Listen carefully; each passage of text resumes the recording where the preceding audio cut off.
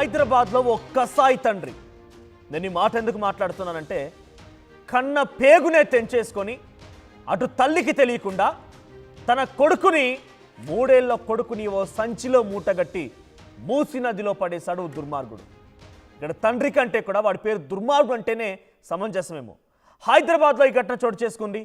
తన 3 ఏళ్ల చిన్నారిని, ఇక్కడ ఫోటోలో కనిపిస్తున్నా చూడండి, ఎంత ముద్దు ముద్దుగా బుజ్జి బుజ్జిగా ఉన్నాడో, ఎంత చబ్బీ చబ్బీగా ఉన్నాడో.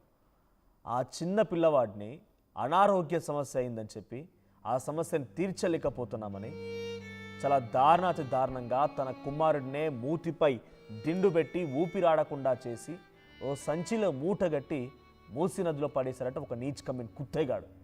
నీ మాట ఎందుకు మాట్లాడుతున్నాను ఇంత దారుణంగానంటే, అనారోగ్య బారిన పడిపోయి ఉంటే, ఇబ్బందులు పడుతూ ఉంటే దవాఖానలో చేర్పించాలి. డబ్బులు లేకపోతే ప్రభుత్వ దవాఖానలో చేర్పించాలి.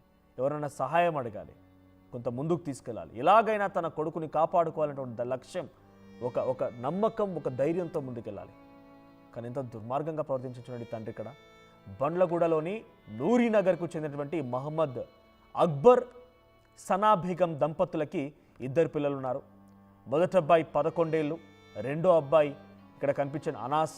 సో అనాస్కి 3 ఏళ్ళు ఉన్నాయి ఇప్పుడు. సో తను అనారోగ్య బారిన పడిపోయాడట. కొంతకాలంగా అనారోగ్య సమస్యలతో ఆ చిన్న కుమారుడు ఇబ్బందులు పడుతూ ఉంటే భార్యాభర్తలకి మధ్య గొడవలు జరిగేవంట. రోజు గొడవ పడుతూ ఉండేవారట. ఇటు భార్య సనా బేగం కూడా నీలోఫర్లో కేర్ టేకర్గా పనిచేస్తోంది. అయితే నిన్న రోజువారీగానే తన భార్య ఉద్యోగానికి వెళ్ళింది.